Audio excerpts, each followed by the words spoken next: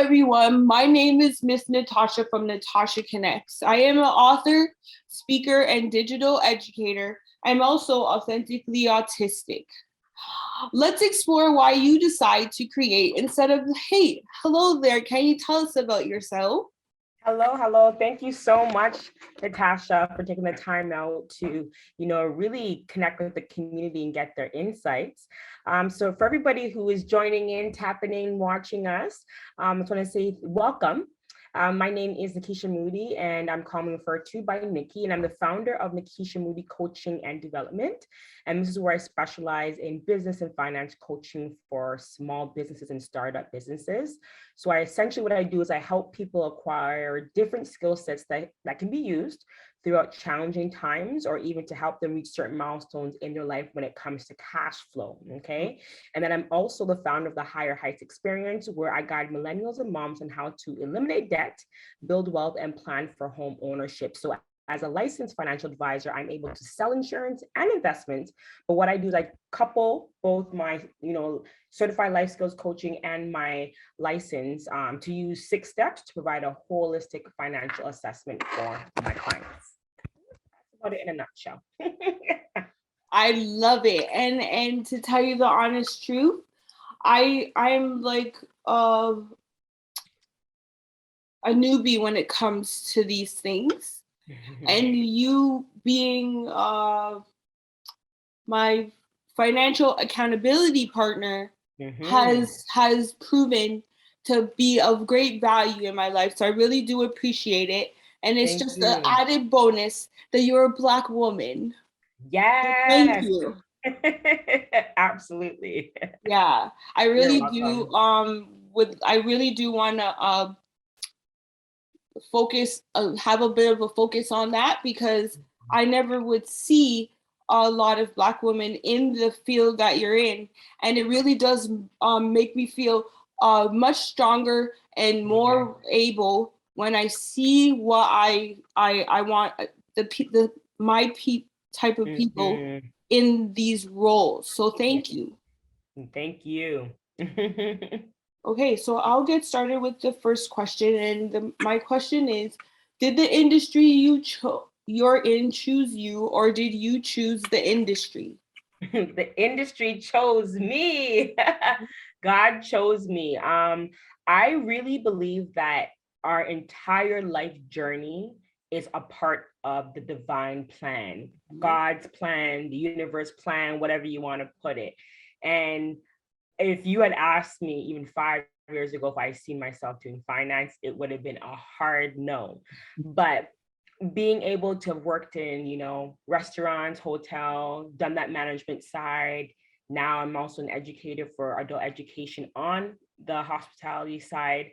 It's just being really, it's a great feeling to know that I'm able to bring those skill sets over here, where I don't just feel like I'm a financial advisor, where I really do care about my clients and seeing that they reach their goals, and using my experience to also say, hey, I was there too, and if I didn't, fall into this industry, I wouldn't know anything either. So it's really being able to create that space for them and let them know that I'm here for the long haul.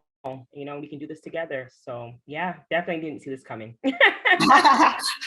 I definitely would say this has been a wonderful. I'm glad that you answered the call, because you're also about community and connection, and that's what I'm about. You roll up your sleeves like the best of them and put some elbow grease on life. So I really do thank you for that. Thank you. Yeah. Okay, so the next question: what made you gravitate to the company you're in, or create the company you have? This is a very good question. So a little bit of a background. So for me, I am affiliated with a company called World Financial Group. So essentially coming in, you'll find that there is a system in place, but even those within the system, they can create their own means of how they go about operating their business. So I will say it's now 2 years in. I actually believe I'm actually coming up to my 2-year anniversary somewhere in this month, if I haven't passed it already. Oh my gosh. one of the things that I've really been able to, I guess, identify more or less is that, repeat the question again one more time, sorry. Yeah. What made you gravitate to the company you're in or create the company you have? Correct. So with that being said, and the reason why I had to ask again is because it was never my plan. This was never my plan. So sometimes it's like, let's ask away, but at the same time, it's like a discovery for me, right? Mhm. So just looking back of coming in, I didn't really know my positioning. I didn't really understand what it was that I was supposed to be doing. I knew there was a system in place and I knew I was following it. And I knew I was, being successful and being able to provide for my family. But at the same time, there was something missing. And it wasn't until I had Bell's palsy back in June, July, where I was just like, something is telling me there's a lot more than what I'm about to experience. And it's not just about insurance. And even then I didn't really understand the investment part. But for me, it was just like, it's not just about insurance. And as I continue to grow with my clients, one of the things, like I was very observant of other leaders and how they would do their thing. But fast forward to today, before coming on to this interview with you, I actually just met with an organization because I said to them, I think my budgeting plan assistance program is turning into a community and I need a little bit more insight of how can I do Wow. that. So of course you would have received the email or the text message this morning indicating, actually email too, that the slots are open. I'm trying to be more intentional in getting you guys to book in advance. So, we have that opportunity to be ready for the next month. But as I've come to this realization, what I'm beginning to realize is that people undervalue, I think personally, a budget. The Mhm. more and more I sit down with people, I'm beginning to really realize that they believe they have it here, which is fine. Yep. But when we talk about generational poverty and coming out of what we've been in for centuries, literally, guys, because we've never had the opportunity to have our own thing without it being ripped away. So Yeah. just understanding in the direction that we are going in, it's like if we were just intentional with our day-to-day moves and what we wanted for ourselves, what I'm beginning to realize is that if you dedicated 1 to 3 years of just focusing and being intentional with your financial goals, it offsets how many years to come on what you can do. Because when I tell my clients, like, my job is to educate you. If something happens to me, and unfortunately if I pass away, because death is for everybody, I Mhm. want to know that I left you with some level of education that you can make your own financial decisions. So for me, what it really just boils down to is letting people understand the importance of a budget. It's not about constraining yourself. It's really about pushing or going in the direction that's really meant for you, is being intentional. And I think this is a word that we spoke about at the beginning of the year. I kind of snatched from you, but intentional it's been a huge word for me this year. And that's the direction. It's getting people to understand that budgeting is key for both your personal, because the other part about this is that I don't think people understand is that cash flow is actually our biggest problem. Yeah. So if you have a business and in your personal finances, you're not really able to understand, okay, why am I in debt, or how do I come out of debt, or what's this whole thing about emergency? If you can't do that, you're something is happening in the cycle where you're either giving the lenders way too much money, you're trying to make money over here, but then you're not realizing how much cash flow you really need. You haven't looked at it's just like, I feel like it's a cycle. I was actually drawing it out last night. It was crazy because I'm like, I just stumbled across something. So with all that being said, I'm walking into my fishing. This is what I'm You feeling, and it are. has something to do with budgeting and just getting people to really be intentful with their numbers. Oh, Yeah. oh man, you said so much there. And I can say that I'm ahead for the past 3 months. Now I was when I came in, I was behind and now I'm ahead. And that Mm-hmm. that alone, what you just said, it's true. It works. It's just a restructure, a rejig here or there Yes. that can move mountains. So Correct. I have to say that, Correct. and you taking out a piece of paper or a pad and scraping that out, that shows you're living and breathing what you do, because architects do that, Yes. cartoonists do that, a whole Yes. slew of people just scribbles things down on a notepad or piece of paper, which create huge insurmountable change. So thank Correct. you. Thank you. Yeah. And I wanna just add to that part too, because I'm such a believer. I'm a manifester. So when I do budgets every month, whether my clients realize it or not, I'm in manifestation mode with them. I'm Mhm. seeing their numbers, I'm seeing where they're affected, and Mhm. I'm wishing nothing but abundance and prosperity to come their way. But the only way we can actually be able to ask for that or want to receive that is really knowing what we need. So Yeah. whether my clients can see or the importance of manifestation, I believe that's also what I bring for them, even if they don't realize it, is that I want the best for you. So I will manifest the numbers that you need. I will focus on ensuring that God hears your prayers to increase your cash flows, even if you don't realize it as of yet, right? So Mhm. essentially, yeah, it's really manifesting when you do budgeting. And you're right, anything you write down, the structure, the architect of it, it's bound to happen. Mhm. I think people underplay what you actually write down. It's going to Mhm. come to light as long as you're working towards it, essentially. Mhm. Thank you for that. That was wonderful. Welcome. Okay, so did you go to college or university for your current position? So, as I had mentioned, my background is in hospitality. So Mhm. I did special events. So, funny story. Mhm. Okay, I like this here. I like we're scoring. So, I actually found out about budgeting because of the special event planning program that I was taking. So here we are in this course, and we Wow. gotta create an event, and I'm like, budgeting for events? Wow. And I'm like, why the heck are we not budgeting for our lives? Like, literally, these are like, it was reflection for me. And it's just like, I always had a budget from since it had to be 2013, I believe.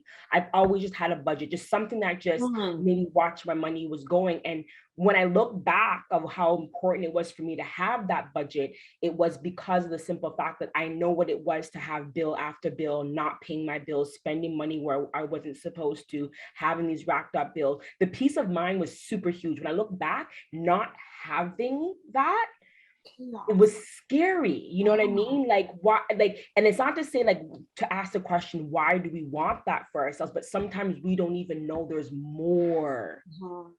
for ourselves. Mhm. So understanding my background and coming into doing the whole budgeting thing, and then fast forward to now, I'm telling you, everything's a foreshadow. Because when the same job that I just quit back in January, I was doing that position for 5 years, and the reason why I went into that position was because of the simple fact that I need to clear off some debt from my credit history. So as I said to you, as I'm having this interview with you, it's actually really a reflection for me to see how far I've come, and wow, all the signs have been there all along, but I just didn't see it. And then from management, being able to train people, develop people, creating these standard outline procedures so that I can help them develop themselves as servers, bartenders, room assistants, baristas. Like, I feel like all of that is just showing up here now as I build my investment firm, as I take on new agents who want to become licensed. Like, it's just a 360. That's why I think that if people realize that in this day and age, it is not about waking up and just going to work the 9 to 5. There's way Mhm. more than what we're currently experiencing. And the minute you tap into that, the minute you understand that you are absolutely here to serve, build, dream, work, create, build, dream, work, create. Like, once you understand that, it's a whole new life waiting for you. You're walking in towards that divine purpose. I hope I answered your question. I Mm. just am blown away. I always hear people say stuff like that, like, I'm blown away by this, but I have no words. You're just bringing it, man. You're just bringing it. That's, as a person with exceptionalities, people can't see what it Yeah. is. I'm not walking with something. I don't have something like physically showing someone that I have some issue or some sort of lived experience in some way, shape, or Mhm. form. So Mhm. it's just like a count me out sort of thing. Correct. Automatic count me out. And when I started checking the notion of I can do and be better, regardless of, even if it's small, in small increments, yes, it's going to happen. Yep. We want it to be larger, but that's up to you to do the inside work. Yep. Right? Honestly. Wow, that's like wow. I'm like I have a lot that came out of there, but you summed up everything. Like, just be yourself and listen. Take heed. When you're hearing that tap on your shoulder to say don't do this or do this, you got to make sure that you know which one's which. Correct. Yeah. And that's a great thing to mention. Intuition, yes. Intuition, that's right. Dave Ramsey says, live like no one else so you can live like no one else. Correct. And for 5 years, you lived like no one else so you could live like no one else. And you're still going. You're still going. Yes. So that's like, I always feel like I'm my whole being, I want to just be happy and be around people who are happy about life, not always complaining or just looking outward. Correct. You have, like they say, I look too much inward, right? It's but that's the way I was born. It's the way I was born, right? Yeah. When you don't do that, you're easily led astray.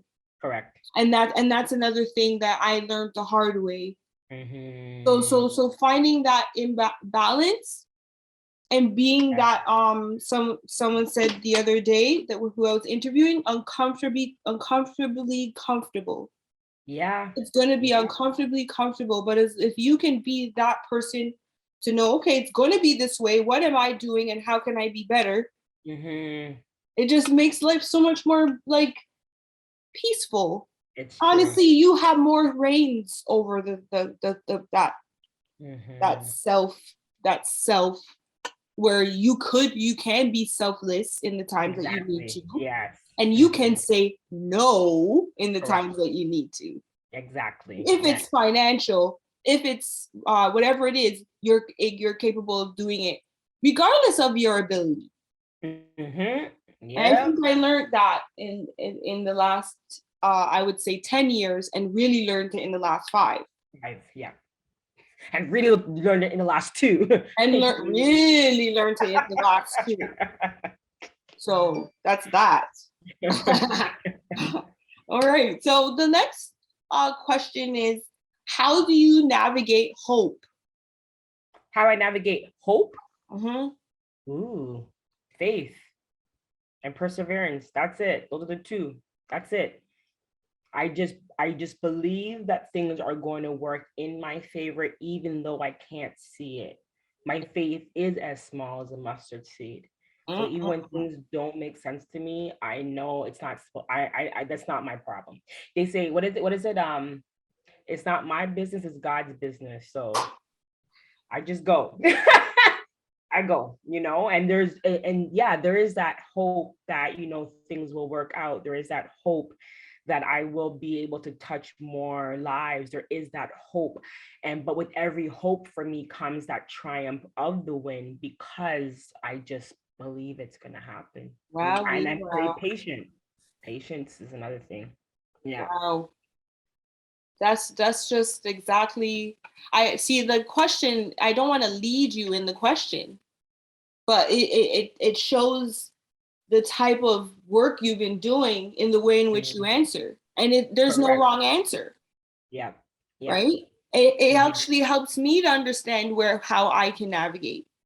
Like I navigate it through faith and through patience and just trying to be as peaceful as possible in order to hear what you need to hear, in order to make the decisions and do the right things. Or else you'll hear some things, but it won't be in alignment to what you need and want to do. Right? Yep. That's I'm so happy you said that, because once again, going back to that it's the intuition, it's the gut feeling, it's understanding that there are entities. Some entities are great for us, some of them are not. But Mhm. you really have to go with what your inside is telling you. You got to know what is right, essentially. And even when, and I know it sounds crazy, but even when we still make decisions that perhaps we could have made better decisions, it was still the right decision. You know what I Mhm. mean? Only if it was meant to bring you through a lesson that you needed to go through, Mhm. you know? Mhm. So there's the techid I and was there's just gonna the say that. or who don't hear will feel. Yeah. Listen, the amount of times they told me about who don't hear will feel.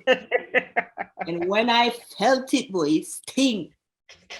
Holy, Oh God. holy.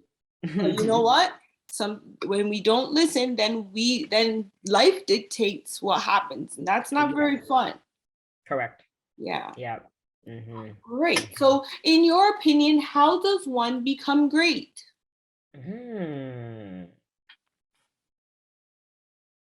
Mm. It brought me back to a book, The Greatness Guide, Robin Sharma. Do I have it here? I always have books around me. I think I brought it home. But in his book, the Greatness, it was it's everything we're talking about. It's just really being you and being authentic and being vulnerable, you know, um, and always trying your best, even if your best is not good enough, and having the right intentions and knowing that, we all have a purpose to serve, and where you can serve, you serve, and our level of serving can vary across different playing fields. It could be happening in our job, it could be when we're at the grocery store and opening a door. Like the greatness, to be greatness, once again, is to remind yourself that the things that we have no control over, is what actually gets the best of us, Mm. So just operate from a place of you, your Mm-hmm. authentic you. And even when, greatness is still about also recognizing when you're not great, Mm-hmm. and identifying where that comes from. Was it a bad day? Could it have been something somebody said? And then going back to asking, why were you triggered in that moment? What made you feel the way you did? So greatness, I think, there's so many opportunities. I think that's what it is. I think there's so many opportunities to be great that it's really hard not to be great. You know what I mean? So being great is that feeling of goodness. And if you don't have that, you don't receive that, then you want to ask yourself why. And if you want to be great like everybody else, because we're all great in our own ways, regardless of That's who we are, where right. we come from. I think it's just like success. You can't really measure greatness. But Mm-hmm. once again, greatness is definitely something where you just do you. That's right. I love it. I have no words for that. You Yeah, just yeah. said it in the most wonderful way. And I Mm-hmm. hope you all out there can appreciate it for sure. Mm-hmm. For sure. Mm-hmm. Those are facts. Yeah. All right. How much do you want to be worth at age 65? Whoo! Listen, I already know by the time I'm age 65, I'm gonna be a multi-millionaire. It's a matter of am I that at that time, and am I striving for being a billionaire? But at 65, what I really want is I want to have the impact that, even if it's 1,000 families or individuals that I helped to, for me, there's no number about what I want. Like the only number that I see is how much families that I help between now and by the time I was 65. Like those are the numbers that and I'm kind of scared to say, because I'm aware that what you say is very, but I'm gonna say 1,000, but I feel like I'm under devaluing my work and what I can do between now and 65, right? But that would be it. It would be the families that I get to touch, the families that I get to impact. Those are the numbers that I want to see. How many people did I help with home ownership? How many people did I help eliminate debt? How many people did I show how to maximize their investments in Canada? How many people did I show to increase their net worth, to be millionaires? Like, these are the numbers that I'm still scaling in my business. And a lot of it is being scaled through the budgeting plan program, because everybody comes in with numbers that they're not happy with. They're not happy about where they are. But when I say I manifest better, it's always looking, okay, what did they do? What could have been better? And are you still working towards your goal? And then I have no doubt in my mind, between a year to 3 years from now, numbers for my clients, they're going to be like, I could have never have done this without you. Well, no, I could have never have done this if you, because it's not really me, I'm just here to guide you. And I think that everybody needs an angel. Everybody needs a messenger. I even still need those things too. Coaches, mentors, leaders. I need people to still stay grounded. We all need people to stay grounded. So once you understand that, essentially, I mean, there's no number for me. It's what I love it. I love how you answered, because that's exactly what I'm looking for. Like, and it's not even me. It's just like, I thought of it like, how can someone feel more able in their space by hearing someone like you? And you just showed exactly what I want. You showed it. Like, it's about the impact. It's about the impact, and that's it. That's it. Engaging, educating, bringing value to so they can learn and grow. Teaching how to fish so then they can fish for themselves, regardless of what that looks like, even by the way that you approach people in their most vulnerable spaces. That counts for something. I've been humiliated, bombarded, taken advantage of in the bank systems. They ignored all those horrible words, disappointed, overwhelmed. But in speaking with you, it was nothing like that. So I must share you with the world. I can't just keep you for myself, and I can't do that. So you must be heard in terms of building that financial backbone. It's necessary. This world is not going to get any cheaper. Honestly, nope, it's not. So thank you. Yeah, thank you. I'm really enjoying this. I really do appreciate it. It again, I didn't see anyone like me. I asked the Lord to please make me wiser, to show me the people around me in my life for real. Yeah. And to bring me new people, or the same people with more in-depth knowledge of life and wanting to share in these ways, honestly, openly, and authentically. Right. And this is how it transformed. It just happened. I just happened upon you. Yeah. It just happened upon me. And that's the beauty of when you do your work, and when you live as authentically yourself, without stamping and trampling on anybody else. So that's that for that. Okay, so I'm going to ask this next question. How do you maximize the return on your time? So for me, executive functioning is quite difficult. And I need some assistance from time to time to gather like the ways in which someone organizes or keeps track of what they're doing and how they go about doing it. So I asked this question so I can learn myself as well, and maybe we can engage in, someone could say, I am doing that as well, great on me, or I should adopt something that this person has said. So how do you maximize the return on your time? So I'm also reading another powerful book called The One Thing. And in there, they talk about no such thing as balance, that it's a myth. And boy, did it, I felt like a relief come over my shoulders, because that's what we tend to think, that time can be best measured when we have balance.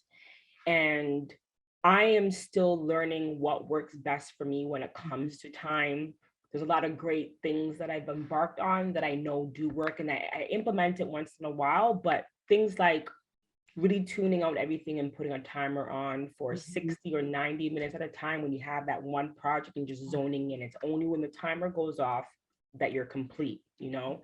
Those are very successful sessions that I have. But I find with my line of work, to get an hour sometimes is not easy. So I'm always kind of just working in between my meetings and whatnot. The other thing that was brought to my attention the day, and it's almost like, well, duh, but no, really, is having time blocks in your calendar. So if I know for a fact that, you know, appointments are coming through, but maybe the day is getting full already, which I'm actually going to say this here because I realize that there is an opportunity on Calendly where you can actually set how much appointments you have per day. So maybe something I need to look into. But time is something where you have to create it. Like you cannot expect that time is going to wait for you if you don't say, okay, at this time and this time, I'm going to do this.